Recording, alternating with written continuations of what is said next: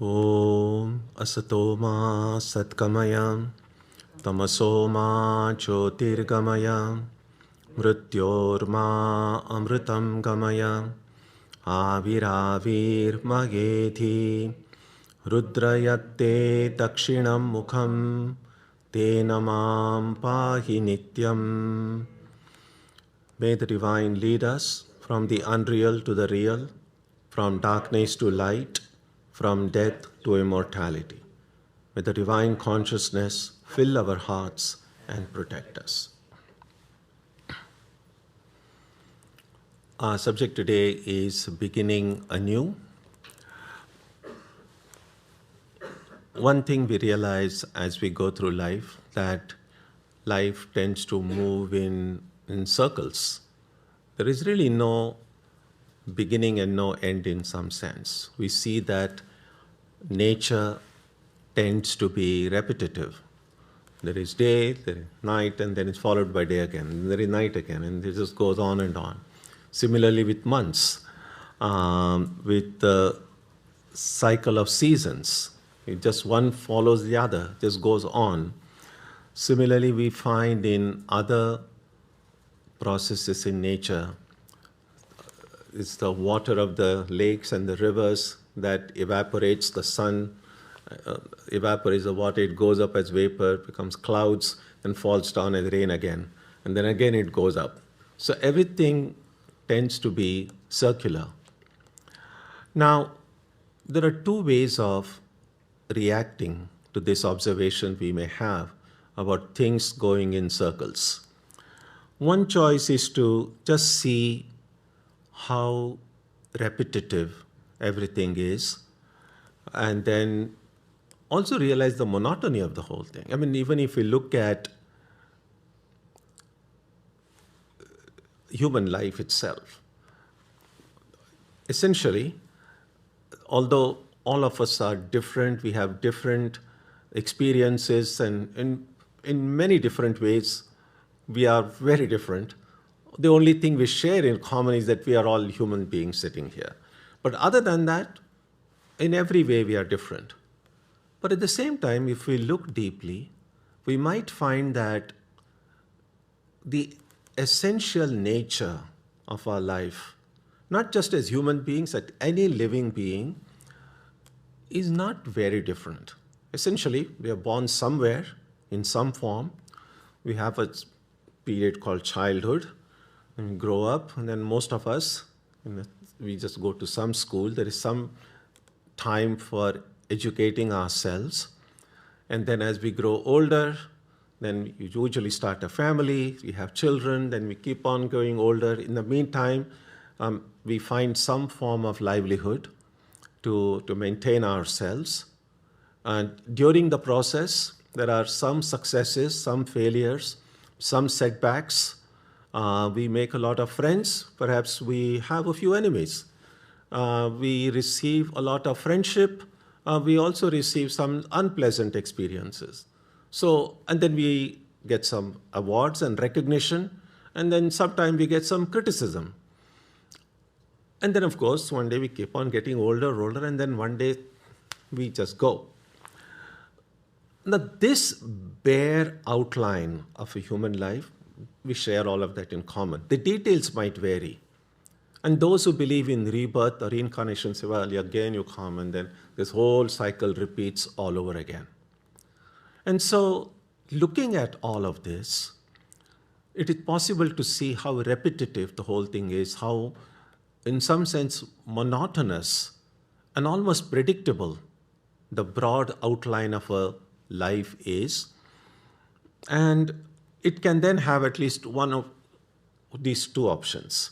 Once we discover the monotony of life, the repetitive nature of everything, either we might then kind of say, I have seen enough of this. I want to find out if there is anything beyond this repetitive cycle of nature, this predictable way life goes around me. And that might launch some people into the search for something which is beyond this nature, beyond this predictable nature. The other reaction to this monotony would be People just get crushed by monotony. He said, what's the point of life? And so it can have either of these two reactions.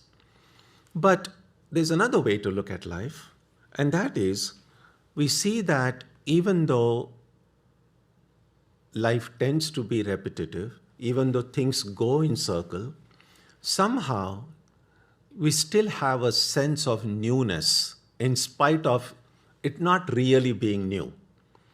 So every day is going to be followed by afternoon, evening, and night, and a day again. But still, it's possible to see the beginning of a day as a new beginning, a new day's beginning. We celebrate the new year. We celebrate a birthday, although in a completely detached way, take away all the emotion out of it. A birthday or a New Year day is just like any other day. But somehow it feels different. And so, in spite of things being same, there is also a way to look at them and say, well, some days are special. Some days can be seen as a new beginning. And so there is the process of what we use the word renewal. Renewal is clearly becoming new again, renew, becoming new again.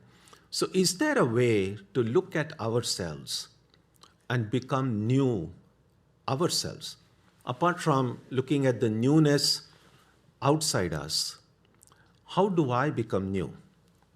Yesterday, among the visitors we had, there was one family had come with a young baby, barely 6 or 8 months old. And one of the thoughts that came to my mind, not when I was with them looking at the baby, but later on, I was thinking, well, this is a fresh new arrival in this world. How long will it take? Because we already started speaking in terms of this baby is 6 months old. So it's a new baby, but again, the word old gets attached to what is new pretty quickly. And so as we get older, how can I renew myself? How can I become new again? And so we can look at it at least 3 different ways, because normally whenever we talk about these things, we look at the human personality and we say, well, there is the physical part, then there is the subtler part behind it, and then there is the spirit behind. So we can look at the process of self-renewal also in these 3 different ways. How do I become new physically? Because in one sense, as I said, with the passage of time, we seem to get old, but in some sense, we are not getting old really. A lot of the processes occurring within us physically are kind of self-renewing processes. We see that most of these processes occur without our knowledge. We know that the blood which is circulating in our bodies is continually being purified with this intake of oxygen through the process of breathing. We also see that the waste within the body is continually being eliminated. We see that old cells within our body are being replenished by new cells. Now, with age, this process does slow down, but the body, it's clear, in spite of aging, the body is trying to be new as much as it is possible. In fact, they say that at the quantum level, whatever that means, I'm not a quantum scientist, but at a very micro level, the body is changing all the time. We don't even realize it. And of course, one of the obvious ways is the food that we eat. So there is this apple growing on some tree, and then it comes, I get it, I come home, I eat that apple. After that apple is eaten, well, it's somehow after the body absorbs whatever nutrition and nourishment it has to offer, and the waste is eliminated, but some part of that apple now has become a part of my body. So in that way, the reason that we we are now bigger and heavier and taller than what we were when we were born is because things from this world, even material things, food and such stuff, have gone now and become a part of my body. Swami Vivekananda says in one of his talks that what may have been some particle, material particle on some planet, may be a part of my body now. There's no way to know because the body is continually exchanging matter with the material world around us. And it's at the very micro level. So sometimes they say that it's possible to look upon this entire physical creation, even the material world, as a big ocean of matter, of material particles. And there is really no gap because air, which separates us in between, that was our material particles also. So essentially, every body or every object that we see is like a one big wave because of the different density of matter. It seems to have some form, and we identify it as such. But there is really no, even materially, we are one big ocean. And it's our choice whether we choose to look at this ocean of matter or we choose to look at these specific forms within it and identify them differently. We know also that we can, although the body can get old in one sense, we can contribute to this process of renewing through maintaining a very healthy lifestyle, which includes a nutritious diet, adequate exercise, a good balance between rest and work. These things do help in keeping the body new or renewing oneself, feeling a sense of well-being inside of us. In ritualistic worship, in fact, there is a small part of the worship which has this process called renewing, self-renewing oneself. And that's something the daily worship, those who do, they know what it means. In Sanskrit, that process is called Bhuta Shuddhi. Bhuta means Pancha Mahabhuta. Bhuta in some languages, Bhuta also means a ghost. But here it means the primary material particles, Mahabhutas. So Bhuta Shuddhi means purifying the material from which both the body and mind are made. And this is done, of course, ritually. There are a set of mantras. And I believe I may have spoken about it earlier, a long time back. And maybe we can go into it deeply in some time in future.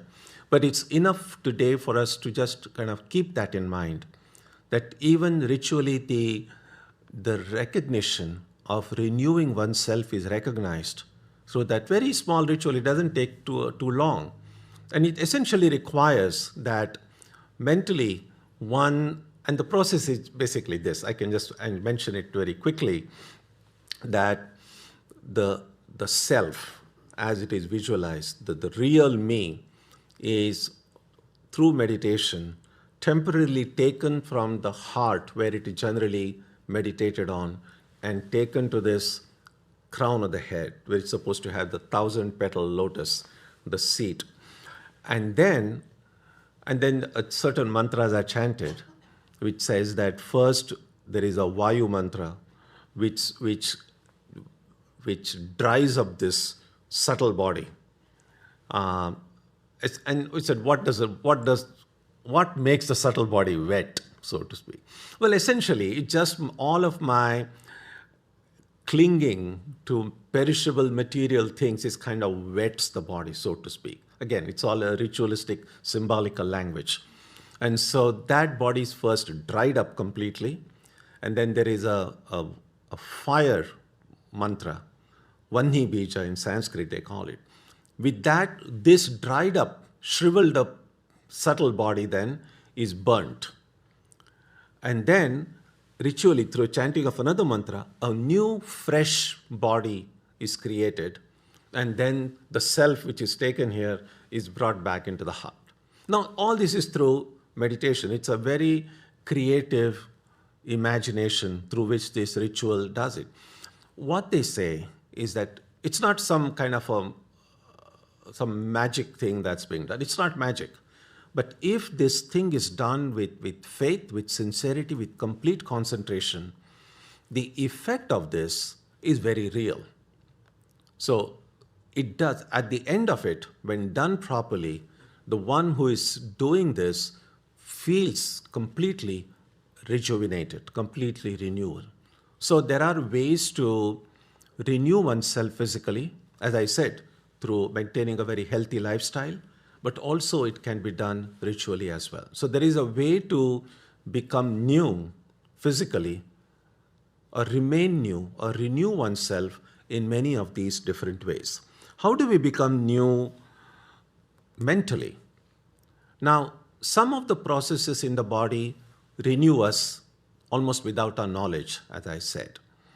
But that kind of renewal does not occur in the mind in a natural way, because physical rest does not often bring us mental rest. Sometimes people might sleep for 9 or 10 hours, but when they wake up, they might still feel exhausted. Not physically. Physically, they may be rested, but the mind doesn't feel fresh, even does not necessarily feel fresh after long sleep. And one of the reasons clearly is that if most of our sleep we have been dreaming, then that doesn't much give rest to the mind, because all the dreams that we see, who creates all the dreams? Everyone we see in our dreams is a projection of the mind. The mind is extremely active during dreams. So we could say at the physical level, whatever rest we get, the real rest, so to speak, only comes during those stretches during our sleep, which sometimes get called as the deep sleep. In Sanskrit, they call it sushupti. So in that state of deep sleep, that's the best rest most people know.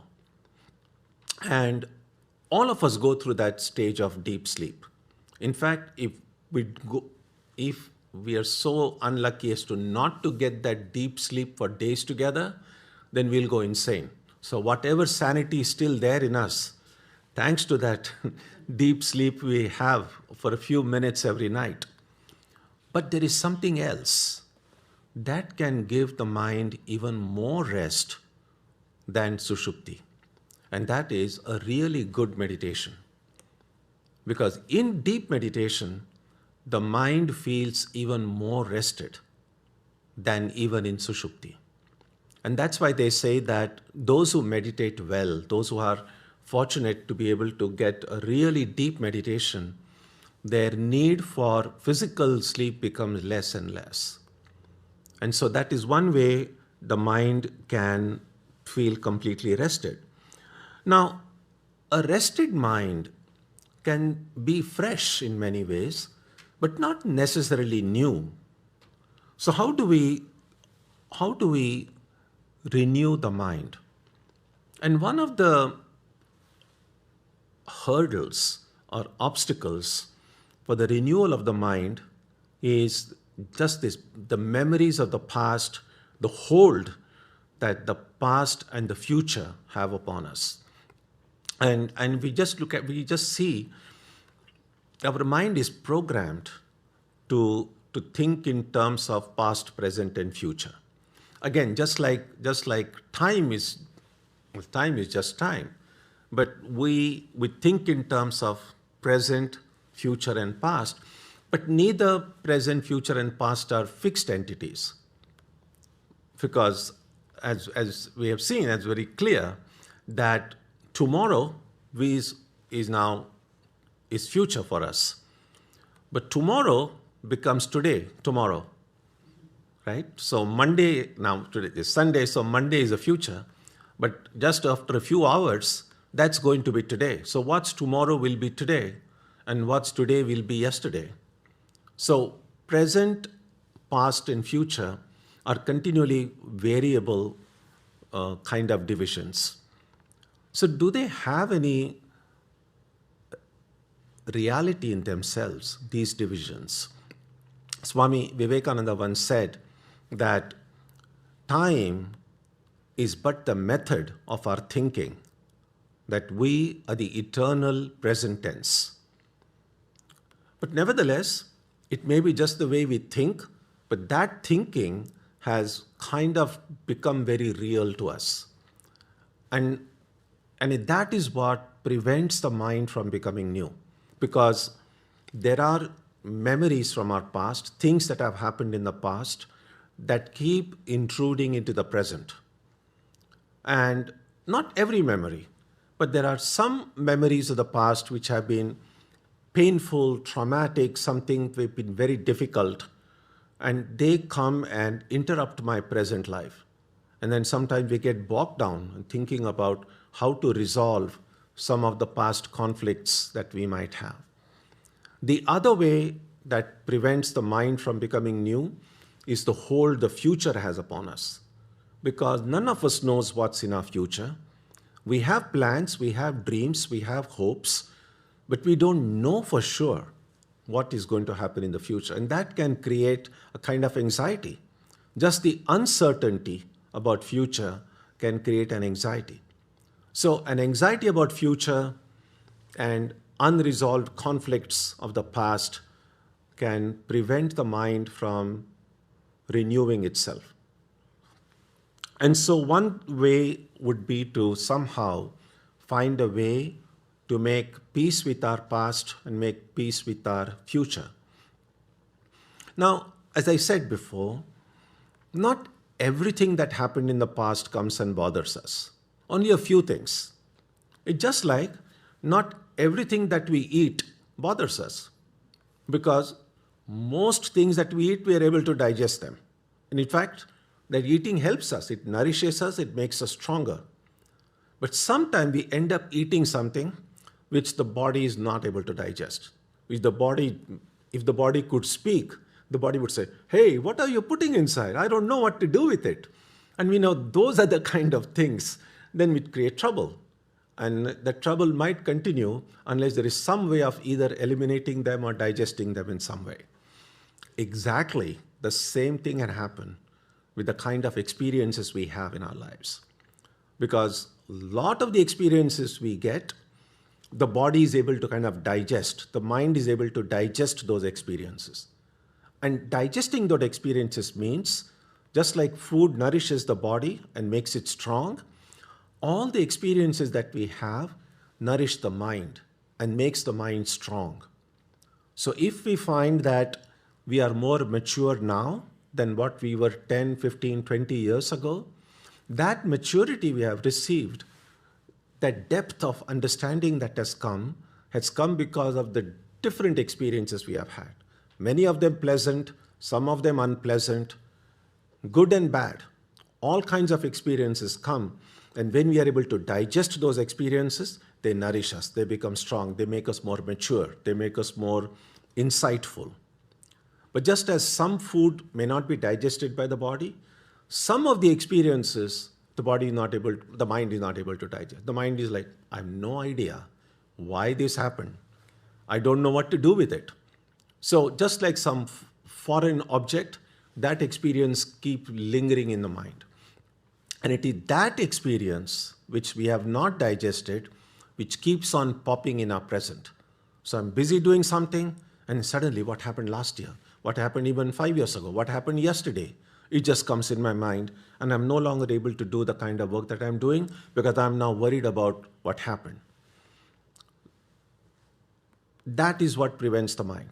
And so how do we digest that experience?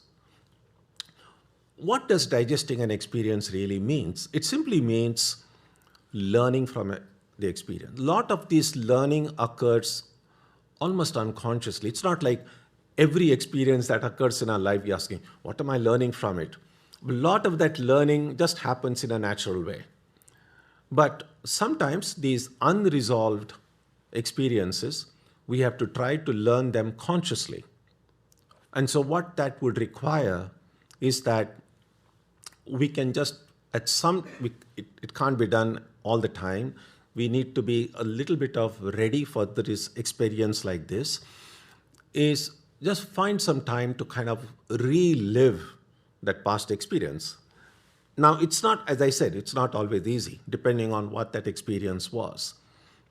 But mentally, reliving what happened, the kind of experience that keeps bothering me, and then asking myself, if I believe that everything that happens in my life is meant to teach me something, then what was this experience meant to teach me?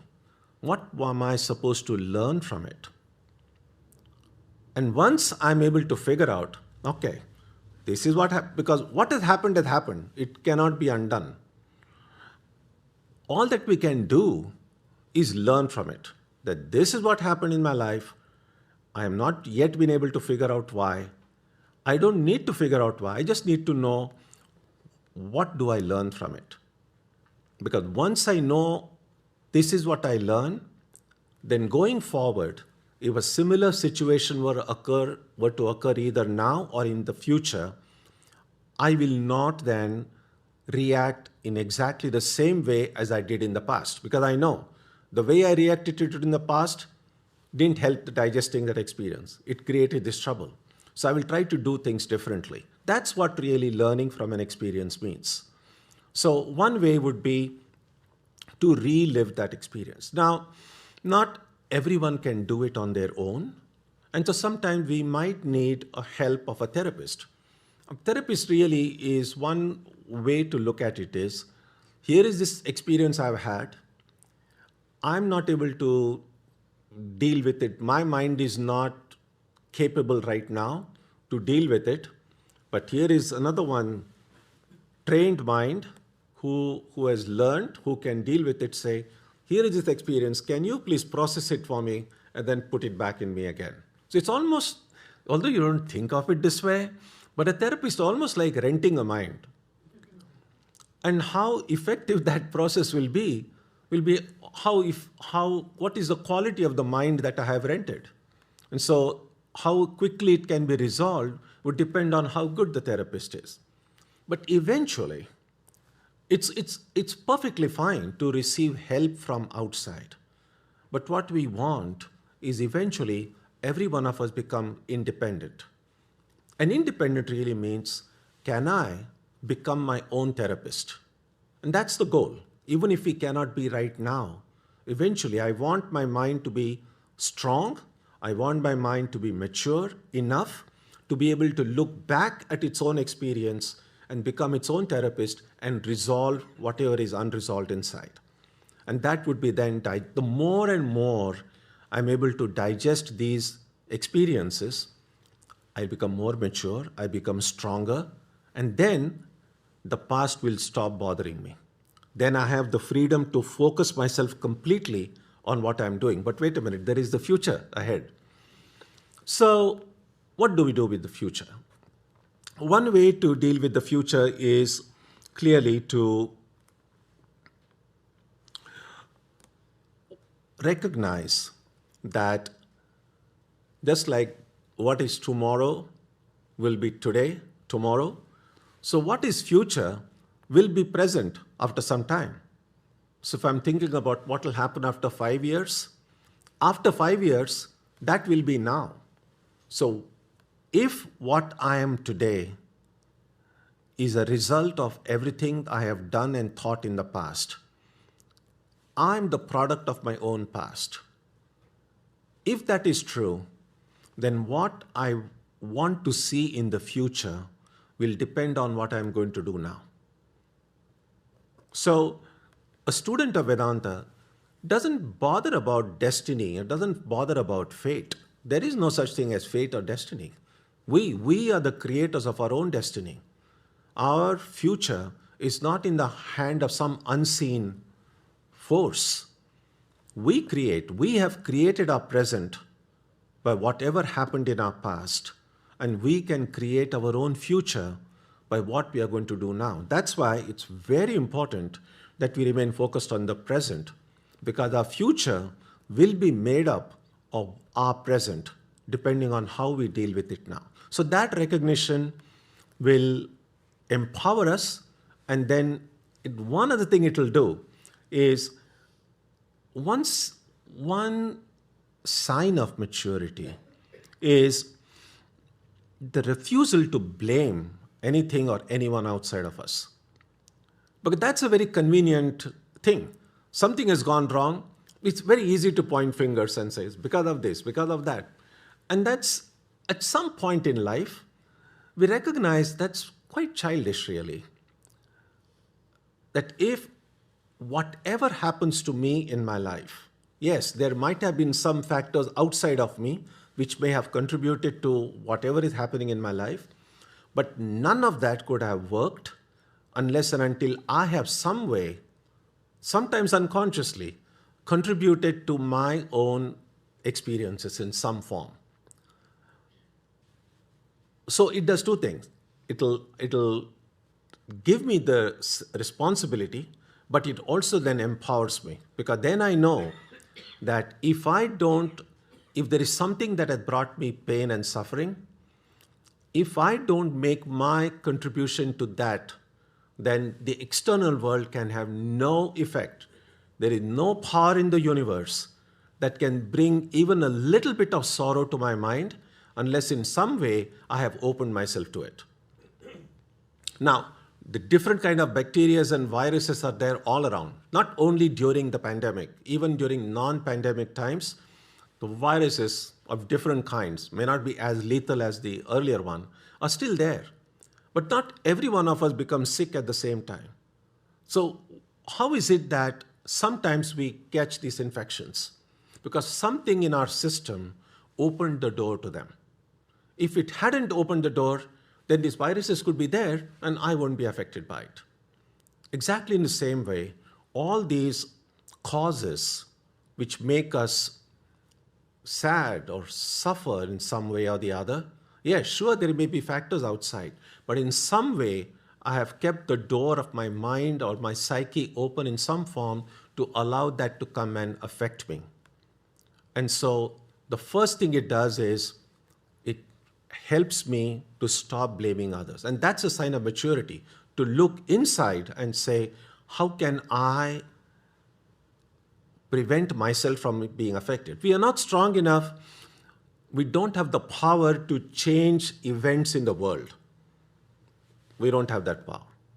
What we do have the power is to say, no matter what happens outside, I can at least create this insulation within that I can remain unaffected. And that's important because if I have to give my whole mind during prayer and meditation, then, and if I'm affected by what's happening outside, I'm never going to have a complete concentration. I'm not going to have a complete focus at all. So one of the reasons that we feel distracted during our prayer and meditation, other thoughts come in the mind, because we allow them to come in the mind. If I shut the door, Swami Tyagananda, a great disciple of Ramakrishna, used to say, and understand it in whichever way you can. So he said that every time I sit for meditation, I put a board on the door of my mind saying, no entry. And he said, then I'm able to peacefully. Again, that's a symbolical way of putting at it. But if we don't keep the door of our mind open, then none of these thoughts or ideas about past or future will bother us. And so the first thing is to recognize that I have the power to change my future depending on how I think, what I do now. Now, both of these things, dealing with the past and the future, there's one other way to do it. And that is, if we are able to completely surrender this little ego at the feet of the divine. And for many devotees who have a chosen deity and Ishta, that would mean offering everything at whichever way they think of the divine. And if that surrender is real, total, genuine, then it becomes so much easier. Because then a devotee says that everything happens in my life through the will of God. Yes, I occasionally, when my ego rises up, I might think I have my own will, I want to do this, I want to achieve that, and so on. But oftentimes, in my sane moments, a devotee says, I know everything that happens is through God's will. And God loves me. So no matter what happens in my life, even if it might seem like a setback from a different perspective, that still might be in some form. If I don't realize it now, I might realize it after 5 years or 10 years. In some way, that is still something good for me. We know sometimes some of the treatments that we have, if the body is not doing well, the treatment itself sometimes can be very painful. But we willingly undergo that treatment in spite of recognizing the pain that it might bring, with the awareness that ultimately this is going to make me better. This is going to give me what I want. Similarly, we don't know what kind of treatment God, the physician, is doing for us. But sometimes, yes, sometimes things are difficult. Sometimes things are painful. But a devotee says, if everything is happening through God's will, everything has some role to play in my development. So that kind of a surrender, this cultivating what Ramakrishna called as the ripe ego, an ego that is associated with the divine. The sense of I is there, but rather than attaching this I to some of these perishable, changing, evanescent things that in this world, a devotee says, my primary identity is that I'm a child of God. I'm a servant of God. Whichever way, I'm a child of the Divine Mother. Whichever way comes naturally to ourselves, if we can associate this little I with this divine I, then these uncertainty about the future, the problems of the past are taken care of. The devotion itself, bhakti itself, is a very powerful force. That's not a form of, sometimes it's possible to just delude oneself thinking, oh, I love God. And there are people who say, oh, it's God, God, God. And so long as it occurs, comes from the deepest recesses of the heart, that's fine. It's not just about saying the right things. It's about feeling it deep inside. And when we feel it deep inside, then oftentimes there is no need even to say it.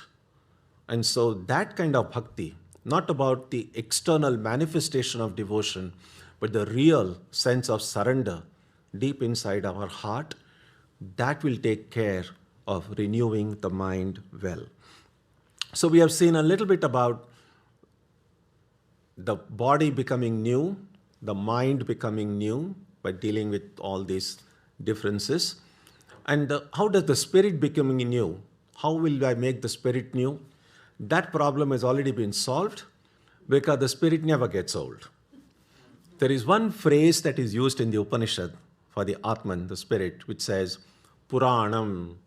Now the word Puranam in Sanskrit can be translated roughly also as the ancient one. But Puranam, etymologically, it says, Pura api nava iva. Even though it is ancient, nava iva, it is as if new. It's new all the time. It never gets old.